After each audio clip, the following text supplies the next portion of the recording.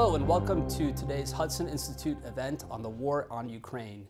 My name is Peter Rao. I'm a senior fellow at Hudson, where I also direct our Center on Europe and Eurasia. And those of you who are used to our programming and follow us closely will know that we are not coming to you from our Hudson Institute offices today, but instead we're delighted to be up on Capitol Hill, where Jason Crow, the congressman from the 6th Congressional District of Colorado, has graciously opened his doors to us so we can talk about this important topic.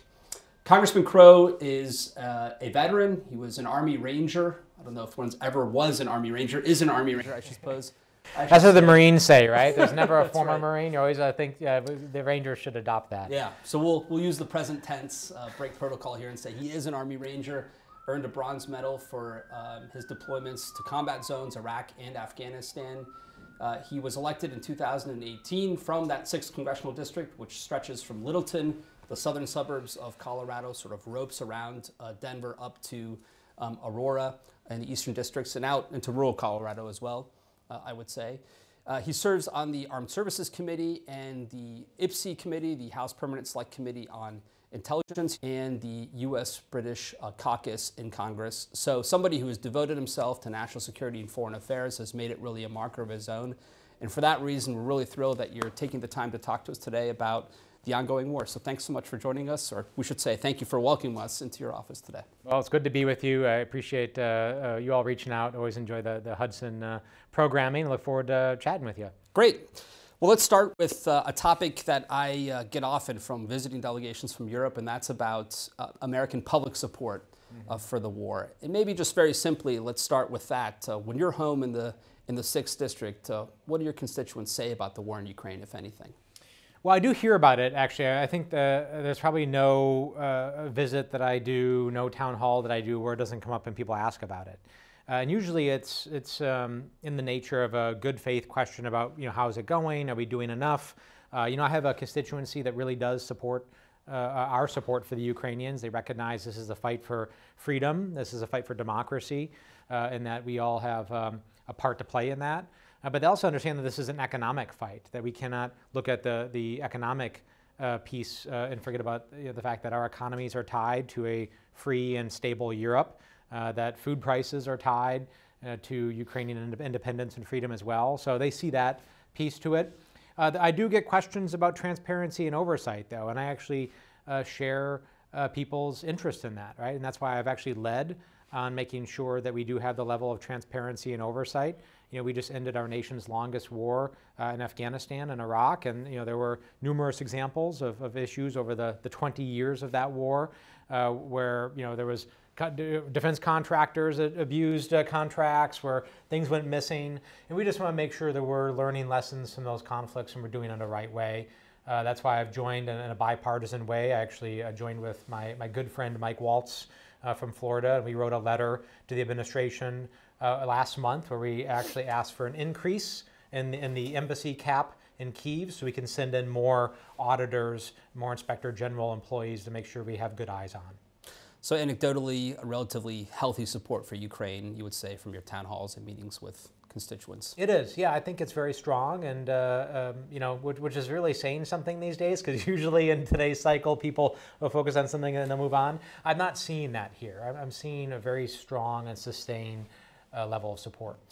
Well, I would say that's even represented to a certain extent in the polling. Democrats seem to be strongly behind the president's policy, as one would also expect of his party.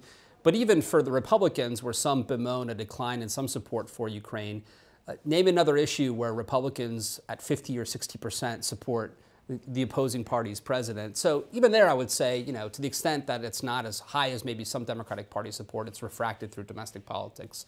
But maybe from the constituents out there to the People's House, to the Congress itself, even the Senate, we've now had 4 supplementals. I noticed when I came into your office that you have one of the pens from the May supplemental signing, and you were obviously leading that effort, and the Speaker rewarded you with one of those pens.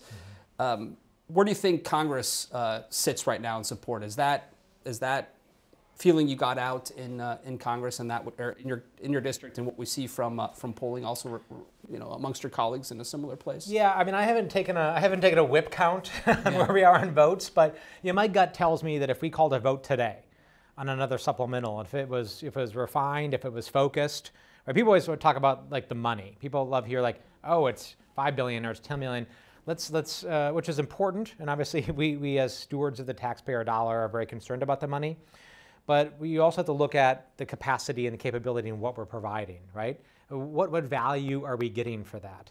And is that helping achieve our goals? And is that helping us support the Ukrainians? So I'm going to look at that package and not just look at throwing dollars at the issue, but making sure it's the right support, that it's right-sized, that it's narrowly tailored, but sufficient enough, because we can't allow this to go on. But I think if we called a vote today, I think you'd have, upper 300s, even in the 400s, people that would vote for it, if it's the right package. Right? And that means maybe there's 30 members, maybe there's 40 members, Republicans and Democrats, I would say, who might oppose it for various reasons and for different reasons. But the vast, vast majority, I think, would support it. Now, I think the real challenge is going to come in later this year is the distinction between support for weapon and equipment and training aid versus government support and government aid for our support of the Ukrainian government. Because a lot of folks say, well, we're willing to provide continued support for weapons and equipment, but we don't want to continue to support the operations of the Ukrainian government. I take the view that we have to continue to get the Ukrainian government to be self-sufficient, and they're actually on that path. The more and more their revenue is internal, they're selling more of their products back on the market again, and that number, the percent of aid that they're getting from foreign governments to support their government operations is going down consistently, but they're not there yet. And you can't take the view that you bifurcate military aid from government aid, because if they don't have a functioning government, they don't have a functioning military, and they can't defend themselves against Ukraine. So I don't think you can parse the two. Yeah, you can win the battles but lose the war if society collapses altogether. Since we're on the topic of spending, as I mentioned, there have been 4 rounds, the latest being last December during the lame duck.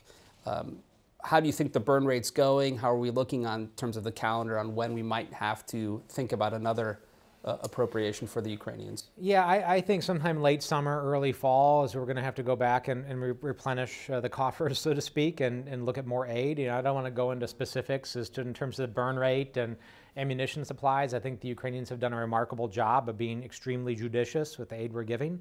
They count every bullet, they count every missile, because they have to, right? I mean, when somebody is in the fight for their lives and they're fighting for their children, they're fighting for their parents, they're fighting for their homes, they tend to do everything necessary to do that the right way.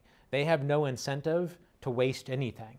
And that's why when somebody comes to me and says, and sometimes I'm at odds with the administration on this, and somebody in the administration might come to me and say, well, they don't really need this.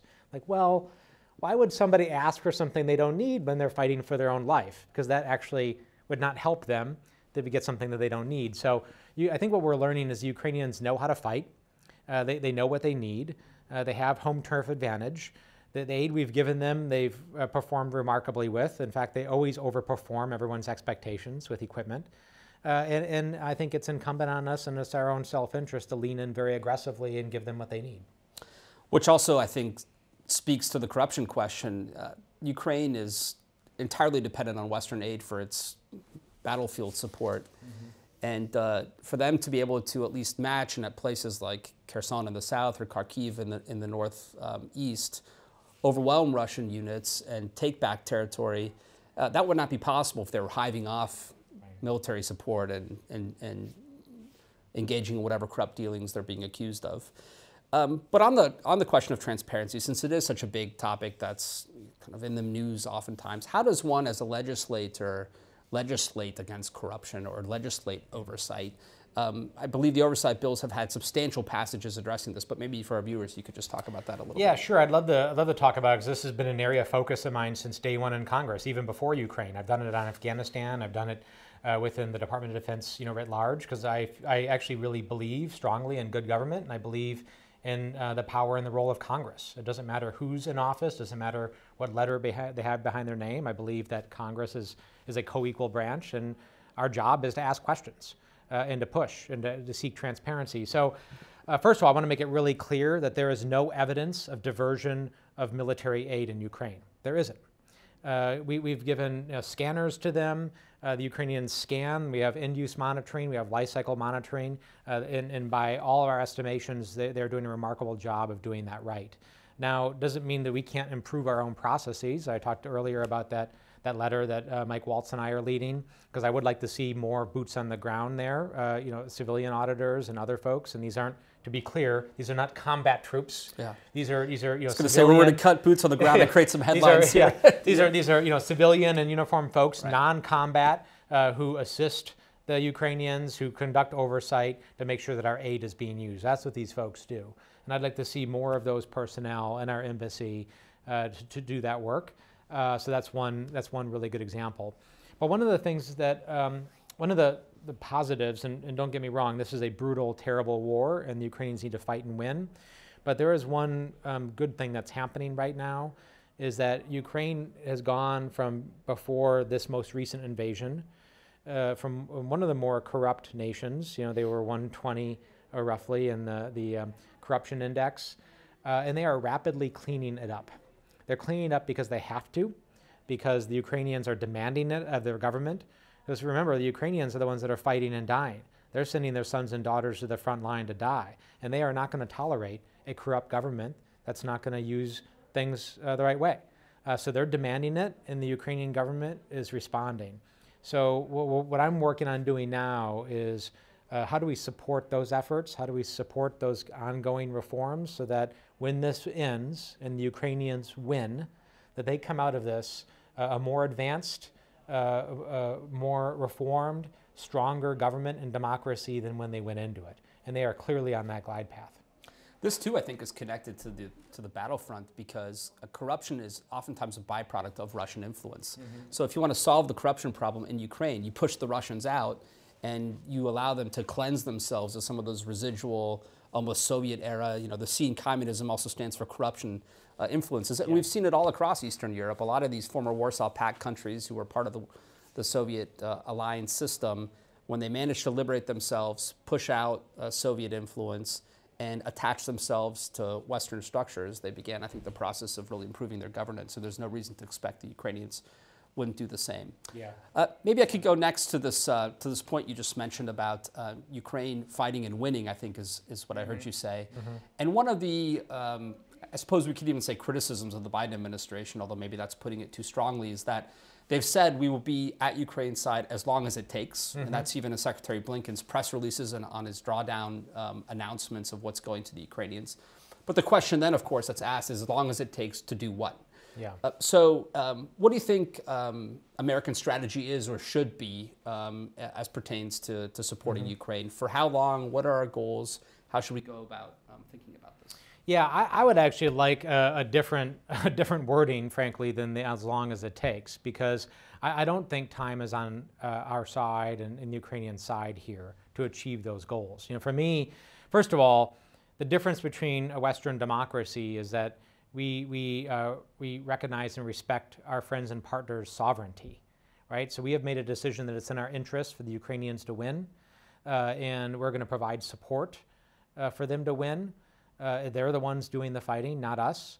And because we respect fellow democracies' sovereignty, it's their sovereignty to decide what they're going to do and what winning looks like for them. That's not our role. And that's the big difference between, frankly, us and NATO and the Western alliance and Russia and China. Because if that were Russia and China, they would mandate what those people should do. That's not the way that we work. So that's the Ukrainians' decision to make about what their future looks like. What they have told us, what they've been very clear about, is they want to recapture Ukrainian land. They want to retake their homeland, and that they believe that as so long as a Russian military machine is next to door to them, that they're not safe, and they never will be safe, as so long as Vladimir Putin is in control. And I agree with that assessment. So ultimately, it's about a couple of things. How do you degrade the Russian military so it can't conduct offensive operations and project power beyond its borders? How do you build up the Ukrainian military and modernize it so it makes Ukraine a porcupine that can't be swallowed? How do you reform the Ukrainian government and build government and democratic structures that are resilient? And then what type of security umbrella can we negotiate with other nations to provide some security guarantees when they do push the Russians out of their territory? And that last question, the future of Ukraine's place in the West, is increasingly being debated and will be very hotly debated leading up to the Vilnius summit in Lithuania that NATO will have, because the Ukrainians obviously now have made the ask very dramatically and emphatically that they'd like to be within NATO. I don't know if you have any thoughts on that, where Ukraine's place sits heading forward. Yeah, I mean, I am somebody that believes that we should have Ukraine in NATO. I would love to see Ukraine in NATO. Obviously, under the charter, that can't happen so long as they're at war. And that's what the charter says. Same thing with the European Union. You can't join the European Union if you're currently at war. So I'd like to see that. And I do think I'm of the view, and there's dissent within the U.S. government and on the Hill on this issue, I'm of the view that we should provide that map, that accession plan. Yes, exactly. I would like to see that, because I think it would do a couple of things. That would provide a level of clarity to the Ukrainians as to what they need to do, what type of government reforms are necessary, what type of economy they need to build, how they need to start engaging with Europe and the United States, what their military should look like as they continue these reforms. But also sends a very clear signal that our commitment, the commitment of Europe and the United States is strong, that it's long-term, and that Putin's plan just to keep on kicking the can down the road in hopes that we will go away or lose interest is not going to work. I think it also signaled that Russia doesn't get a veto over other countries' future orientation. And the Ukrainians are rightfully frustrated that since the Bucharest summit in 2008, every NATO summit has had the same rote language about Ukraine without really promising them that future. But since you mentioned the war, it's still ongoing, and that does have implications on Ukraine's ability to join NATO. There is some talk now in Washington, these sort of low chattering rumors that the Ukrainians will most likely try to run a major counteroffensive, perhaps kicking off as early as this month, but sometime in the next few months.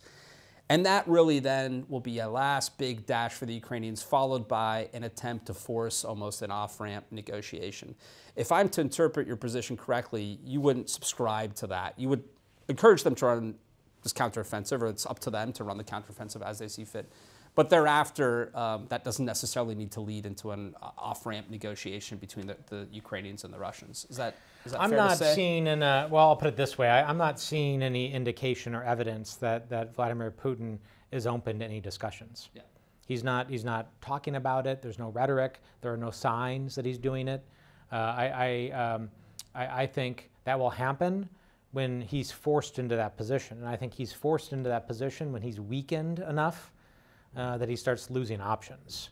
And right now, that is a military solution, right? His military has to be weakened enough so he can no longer project power and hold Ukraine at risk, Ukrainian infrastructure at risk. He can't terrorize the Ukrainian people. He loses the ability to conduct offensive operations, and he starts having to retrograde because of an offensive. So yes, I do believe an offensive is necessary at some point when the Ukrainians are ready to do that, and they know best. With our help and support, of course, but they know best when they'll be ready to do that. Right, and we shouldn't force them into premature negotiations, but try to generate a true spirit of compromise, if you can put it that way, right? Well, you can't. I mean, you can't negotiate with somebody who's not willing to negotiate. Right.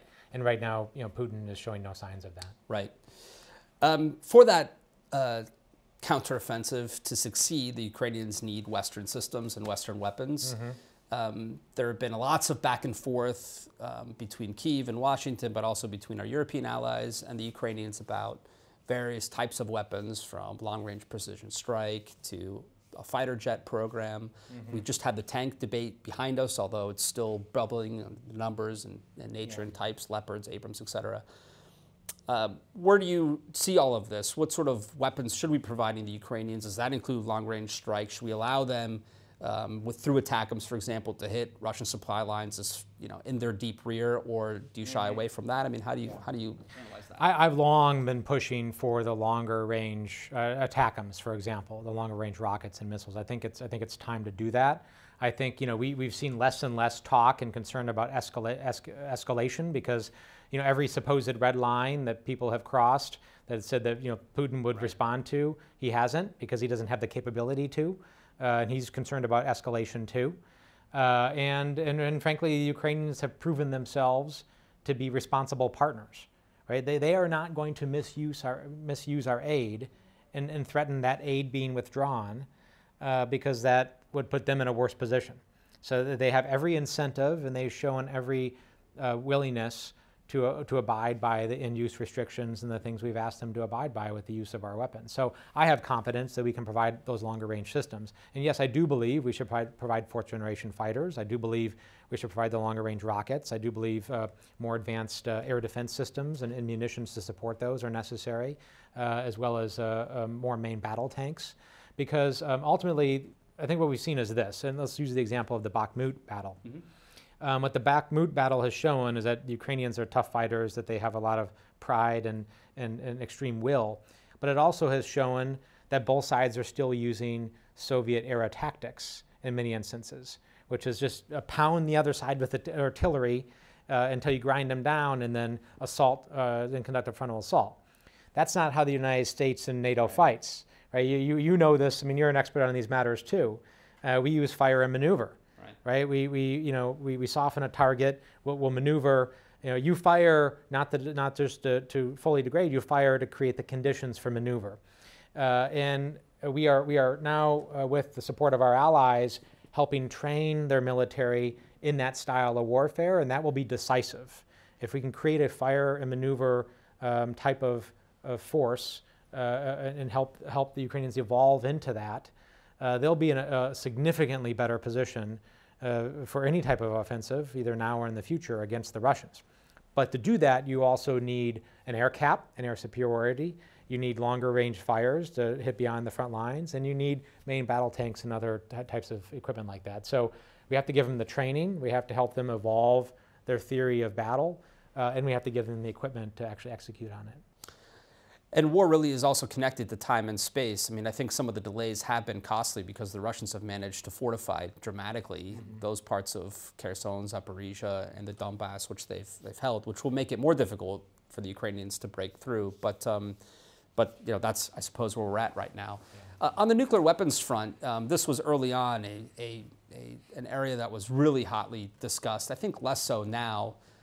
In part because the nuclear saber rattling, once it's employed 3, 4, 5, 6 times, maybe has less resonance. Although President Putin's announcement that he's going to deploy some battlefield nuclear weapons to Belarus has, I think, again gotten the West's attention. My read on this is that Putin's saber rattling is less connected to Ukrainian breakthroughs on the battlefield and more to his perceptions of Western resolve, because really. He can barely take Bakhmut. He has yet to do that. Yeah. He does not want a broader war with NATO. He wants to isolate Ukraine. And to the extent that he can stiff and push the Americans and the West off of support for Ukraine, that's really his intention. Do you share that? I mean, what's your read on how he's using the nuclear card to try to deter us and the West? I do share that. I think that's a good assessment, actually. Right? He's trying to project strength. And the more he actually, the weaker he becomes, the more he tries to project that. And the more... desperate he becomes, right? The hostage taking with Mr. Gershkovich and others. I mean, if you're an American citizen traveling in Russia, you should be extremely careful right now, right? Because Putin is going to. You probably shouldn't be traveling in Russia. Yeah, let's actually make that clear. Just come home. Don't go to Russia, right? If you're a U.S. citizen, don't be careful. Just don't go. Yeah. I agree with that because I mean, he'll just take you hostage, right? Every card he can get, he's grasping for straws here. To gain leverage, and he's going to continue to do that. So yeah, I do agree with that.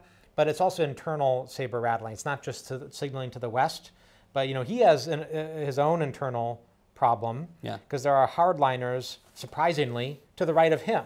Right. Right. Who you weren't wrong to invade, but you were weak in the way you did it. You were weak in the way you did it. Yeah. He has people, within the power structure and the national security elite in Russia who have wanted him very much earlier to use nuclear weapons. So he's some of that is internal messaging too. Yeah.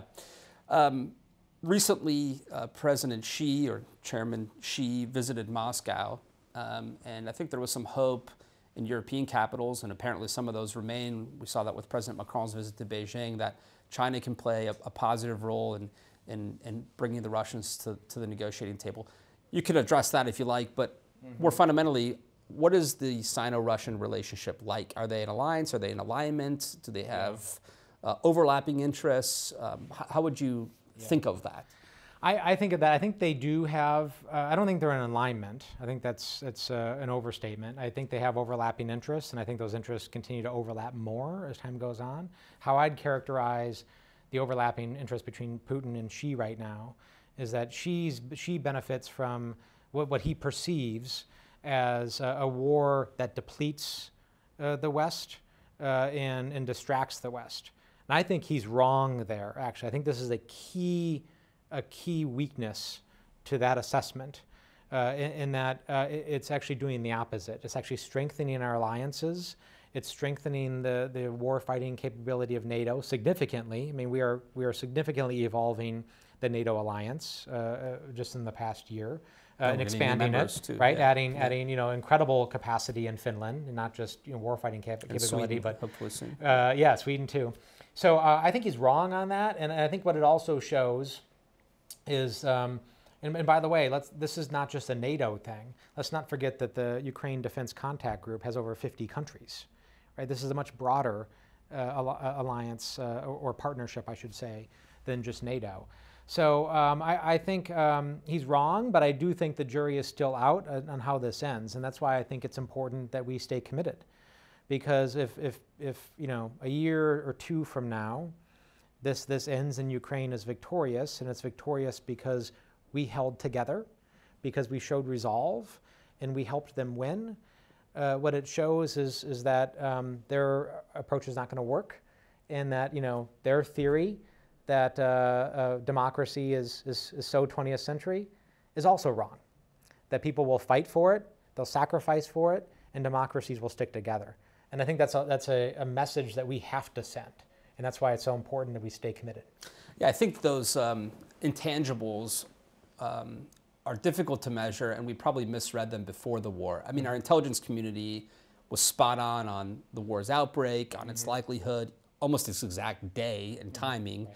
But I think what we did miss was the Ukrainian willingness to fight for their homes, for their people. And now, every time a town is liberated, a new torture chamber is discovered, their women are being raped, their civilians are being killed as there are rockets flying into civilians. They're even more incentivized to fight than I think before. And so I think we missed that a little bit in our analysis. Just like I think sometimes when we look at these authoritarian powers like China and Russia, they have this outer veneer of efficiency because everything is stage managed. Whereas here in the US, we bear our warts to the world. I mean, we have raucous debates and all sorts of, but there's a certain transparency and strength that comes from that, I think, and that's at times overlooked. Well, let's stay on that topic then, which is this theory I'll put to you that every bullet we send to Ukraine detracts from our deterrence over Taiwan because we have a weak defense industrial base. There's only so much in stockpiles. And so if this does take a year or two till the Ukrainians are victorious, in fact, it will erode that very kind of narrow calculation in the South Pacific, the Luzon Strait, Taiwan Strait, of what the Americans can bring to bear versus the Chinese. You obviously don't subscribe to that view, and tell me why you don't share those premises. Yeah, I just think it's very wrong for a lot of reasons. Number one, some I just already talked about, right? It's actually strengthening our alliances. Our alliances are getting better at intelligence sharing. We're getting better at military training and cooperation. We're getting better at training and force multiplying. We're understanding in a much deeper way how we do the buy with through with our partners, and how to do that and how to do it well. We're rapidly modernizing those efforts. We are strengthening our defense industrial base, right? I think one of the things that this has shown is our defense industrial base is not where it needs to be. And it's highlighted that, and guess what? We're responding to it and we're fixing it, right? It's going to take a little while, but had this not happened, we wouldn't have seen what our supply chain and what our technology can and can't do. And we're rapidly moving to address that. But there's this broader picture of, this question of, will America keep its promises, right? Because we've had some instances in our history where it's debatable whether we have, right? I continue to work hard to make sure we're keeping our promises to our Afghan partners, right? And we're doing that in a bipartisan way. I'm one of the co-chairs of the Honoring Our Promises Working Group to continue to try to get our Afghan partners out of Afghanistan. So people pay very close attention throughout the world, and the developing world and the global South is watching this extremely closely. And they're seeing, what is America doing? What is NATO doing? Are they following through? Are they keeping their promises? Is that a partnership that we can count on, is the question. And we have to answer that in the affirmative. And that's why we have to stick with it. Because if we answer it in the affirmative and they know that we're a partner that we can count on, that's reliable, then they'll come our way. Because we are still the preferred partner. Right? People want to partner with us because of the reciprocity thing I mentioned earlier.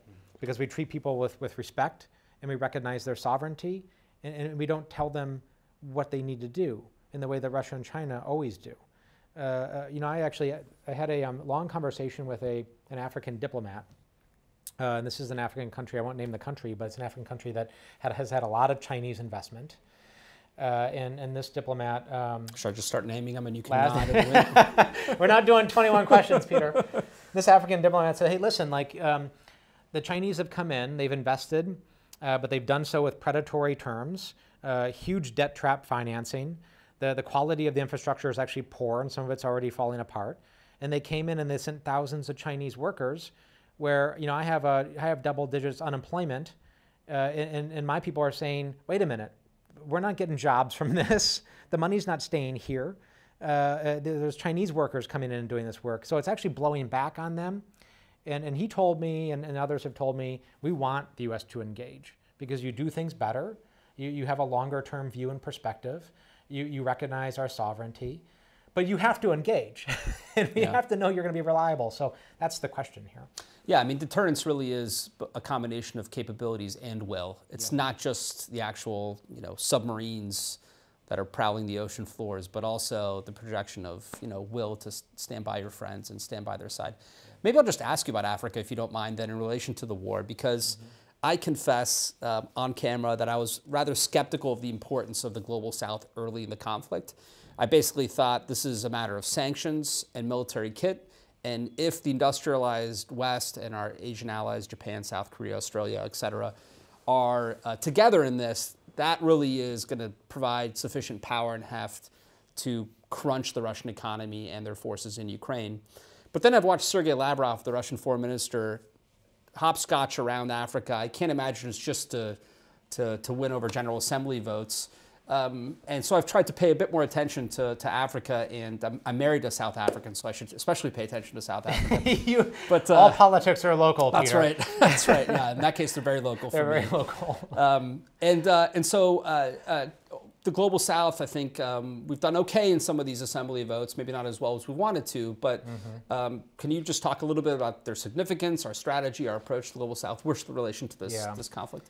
Yeah, I mean, South Asia, Africa, South America, we ignore those areas of the world at our great peril. You know, we have to engage here. I mean, look at the African continent where the average age is 19. This is a young continent. It's a growing continent. The economies are burgeoning. So from an economic standpoint, we have to engage and deepen our ties and our relations. From a national security standpoint, we have to.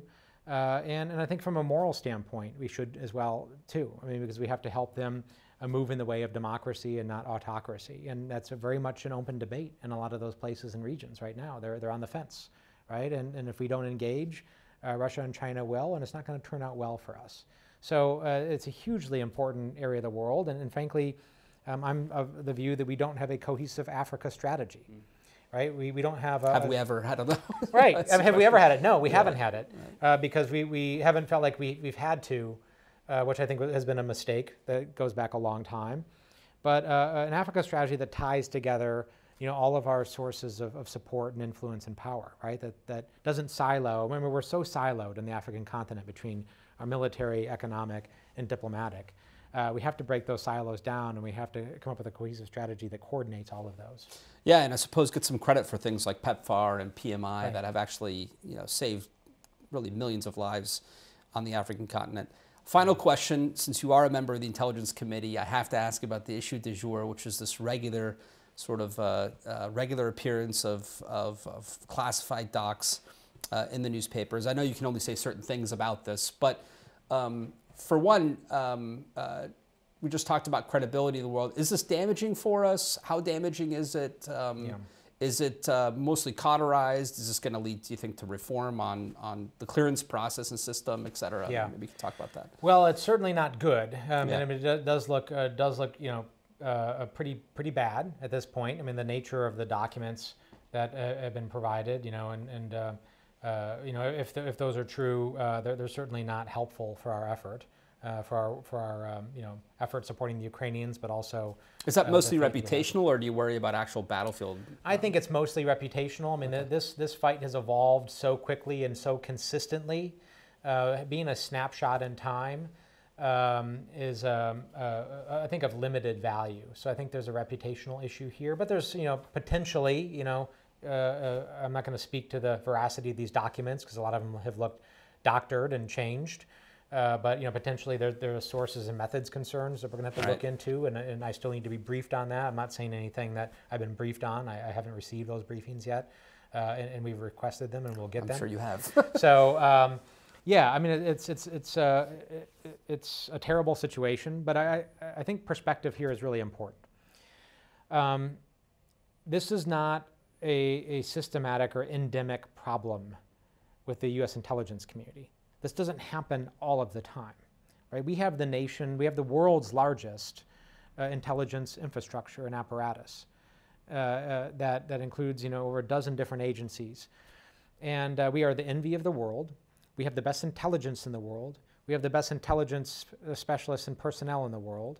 We provide that intelligence and assist our partners and allies. We help them modernize their intelligence services and conduct, you know, counterintelligence and bolster their systems. And all of that remains true.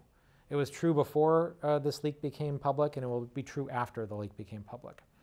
So yes, was it awful that this, you know, young airman did this? It is. Did it create some damage? Potentially, and we're still assessing what that damage is. But I think it's really important to look at the broader picture here. Now, does it need to be fixed? Yes, right? Because you have three issues here. You have the level of classification, right? Whether something's secret, you know, top secret, compartmentalized, and then all the different compartments.